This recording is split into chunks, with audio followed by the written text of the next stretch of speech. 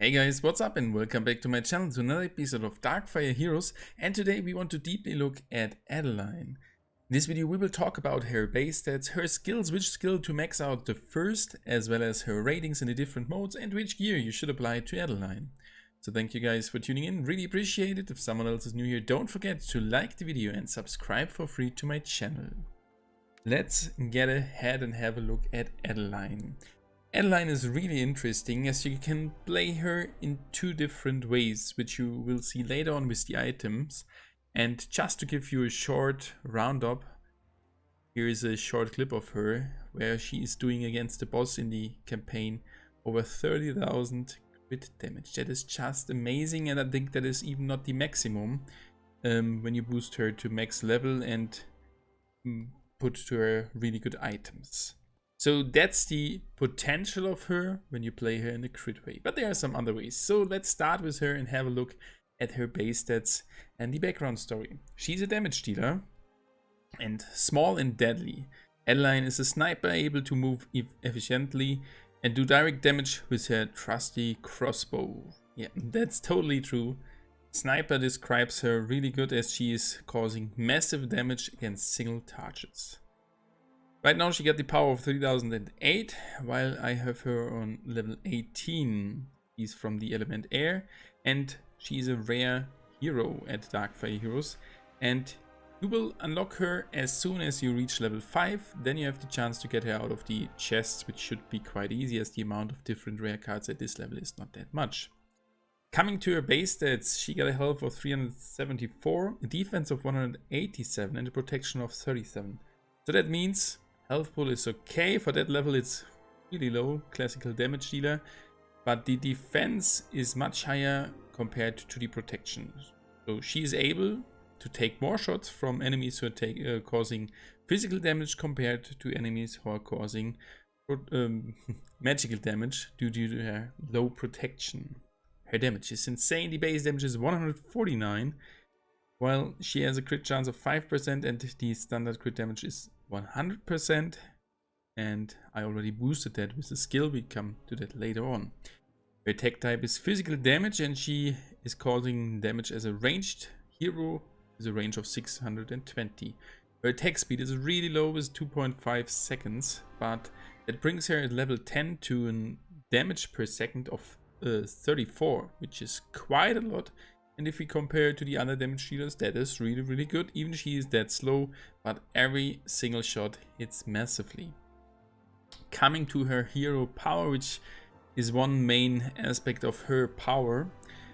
Sniper shot delivers high damage to a single enemy. Single enemy damage is 600 and type is physical damage. 600 is really crazy. For sure you can boost it with damage.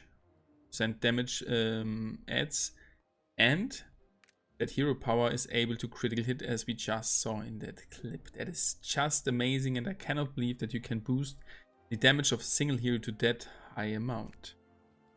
Coming to her 4 skills, that is quite interesting. The first one is called Expose Specialist, and Adaline's critical hit chance is increased for each ranged attack type hero in the party. So that means if you have further ranged heroes in the party, her attack or her critical chance will be increased by 1, 2, or 3 percent points on level 3. I already have it on level 3. And question which we have had in the past is, does Adaline count for that boost as well, as she is a ranged hero?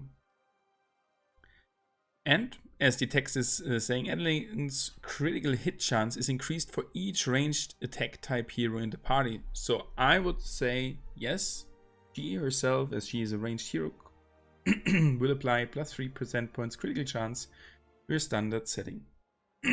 I'm sorry. So let's get ahead and have a look at the second skill called Rapid Recharge. 40% chance that Adaline gains charge when killing an enemy with a hero power attack. Cooldown 2 seconds. The effect is charge gain 10, 20, or 30%. It is not that good, as the chance is only 40% to the hero power, and you have the hero power like every 15 seconds. I don't know exactly, but that does mean you will not have that recharge gain that often in every fight, so that is not that good skill. Easy target is the third skill. If Adaline hits a slowed enemy, it takes extra damage by 56, 64 and 75, which is from the first look quite high, but compared to her base stats not that much, but for sure will help you in some circumstance. And the last one is Elite Assassin, and that brings her with the first skill her real power.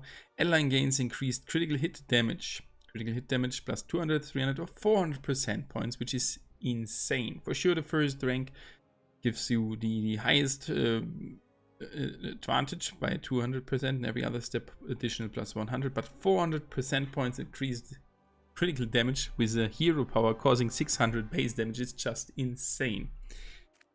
So that's about her skills. Let's have a look at the gears. She got 3 gear slots for the attack, 1 defense and 1 magical slot. Right now it would cost 3200 gold to level her up and give me 185 experience points. So let's have a look how I'm using her. And I'm using her right now at the arena event, or at the Castle Conquest for the Arena Bash. There's a simple reason. At Castle Conquest right now, air is the superior element and she gets boosted by plus 6 levels, which brings her to level 24, which is overpowered. But I already can tell you, you would not need her on that level so that she can be really, really good. And she's one of those heroes which will be able to one-shot the enemy's castle, and we will fight against the bot. It's taking quite long, so that will be a harder fight, but for sure we will try our best to close it down quite fast against the sparkling sail cruiser. So we have quite a nice setting here. We have Darkfire, so whenever a hero critical hits, gets enraged and causing further damage, attacking faster, and that for sure will be quite nice with Adaline. And we are completely waiting with her hero power for a simple reason. As the tower is down quite fast, we will use our blast here, and boom, if she takes another step in the front, let's have a look at the castle, boom, one shot. That is the simple reason I'm using Adaline, because the castle is one shot. As soon as you get in the range to attack the castle with her hero power, attack the castle and the castle is down. I think with Enrage the damage was like 2.5k damage, just as a not crit, as you cannot critical hit against the castle, so you can calculate the level can be a little bit smaller, but it's just insane, the damage. So now let's have a look at her ratings, as I am thinking that she is a little bit underrated at 1 or 2 modes, but let's have a look at it. She got an overall rating of an A. At campaign she got a B+, at race a B, at castle a B+, boss an A, as well as waves and levels an F. So that's her ratings. At campaign, yes, I agree. There are some heroes which you can use better. Just for the case, there are small enemy groups with tough enemies, and air element is boosted, for sure should use her if you have leveled up her, as she's the perfect hero for that. But whenever there are larger groups of smaller enemies, she's really slow to attack and not causing any AoE damage. It will not help you that much. That's why she got a B+ rating. I personally think yes, campaign. But there are so many levels with a large amount of enemies that she's not that helpful. I would rate her a little bit worse than B+, maybe B, as there are a lot of heroes which are better. For race, a B, that is okay, doing massive damage against the tower. For sure that will help you. At castle, the B+, with the ability to one-shot the castle, I think she deserves at least an A. For sure, if we compare it to other heroes and some other tactics, that's a special tactic for sure. Most are going for CC, I'm going for full damage, and I could even go for more damage with Klexander, but I think that combination is quite good. I'm taking another damage dealer instead of Klexander, as the damage is enough for the castle. So I would rate her a little bit better at castle. For boss, that's another point. She got an A. That is already really, really good.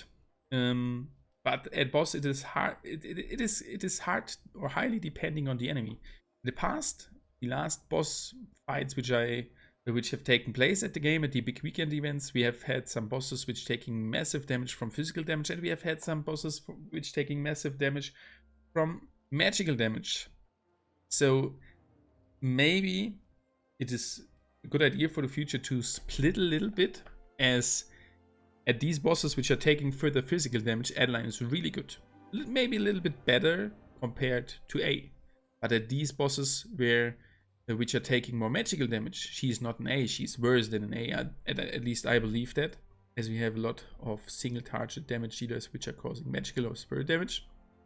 So I think the A is okay here, but depending on the enemy's boss, if he is taking more physical damage, she can be really good to use here. At levels, the F, highly depending on the level. I've used her in the past, as there are a lot of limitations, but I think a little bit better than an F is okay here. For sure there are much heroes which are better to use, but she's a ranged hero, and often ranged heroes will give you a slight boost in your progress in the level. So I would rate her a little bit better, but it's okay. Waves and A, she got increased from B+ in the past, and that is highly depending on the enemies as well. If there are or only a small amount of tough enemies, for sure use her. But waves are highly random, so it's hard to use her there, and I'm not using her there.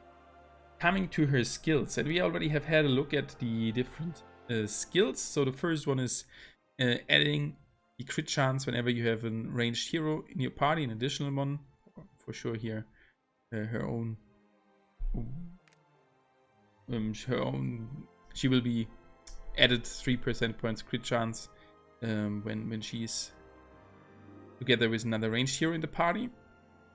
And that is massive. So I would max that out for every single mode. For levels, I would not even max out or level up a skill, but if you're using her, there will be already skills leveled up.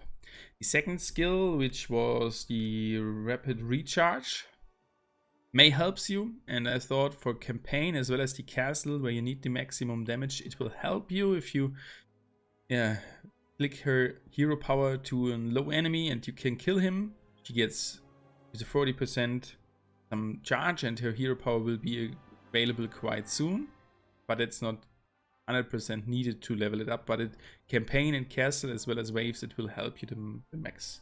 At race, you cannot. Yeah, I think that is okay if you play her like I'm playing her.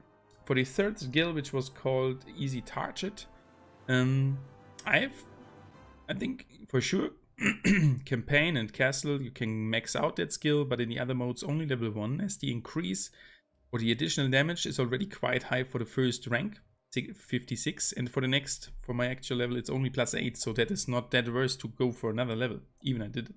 And the fourth skill with the additional crit damage, for sure max it out for every single mode. So now let's get back to her gear and have a short look how I'm playing her. And that's the gear I've used at the castle mode.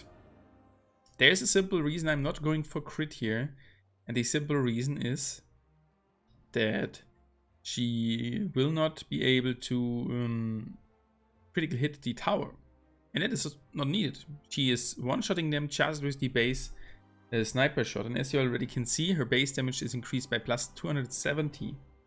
We have here the Troll's Bane ring 2 times, so that's 80% of damage increase. We have the Blood Gauntlet plus 50%, 130% in total, 25 from Fire Pendant and 25 from Scroll of the Moon, which brings her to 180% damage increase. So with that 600 base damage, that is just insane. That is the one way for castle. And I can recommend to use her like that if you want to play fast games. If you're focusing to kill the enemies or the enemy heroes in that mode, you can go for the crit and try to kill as much enemies as possible. But if you're focusing on the enemy's tower, I would go for that.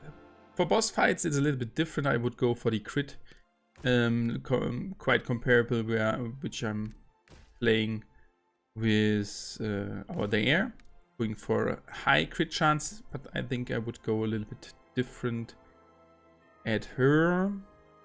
Should go for one further percent points boost. Maybe the Blood Rose, but the crit chance is already quite high, so maybe we can go for a different one. I would go for this, as this is giving 20 damage, which is not that much, but for sure will help us. And I would go for a percent point critical damage boost with the Darkfire Amulet.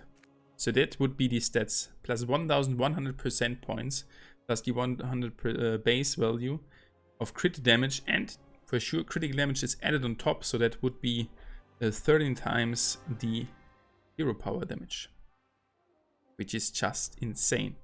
And that can be added by further debuffs, or buffs in that case. And the crit chance would be 24, as a base value for sure increased by the exposed specialist. So there are two different ways to play her, as a crit monster and as a base damage monster with her hero power with 600 damage as a base value for the hero power on level 18. That is just insane. So that's the way I am playing her.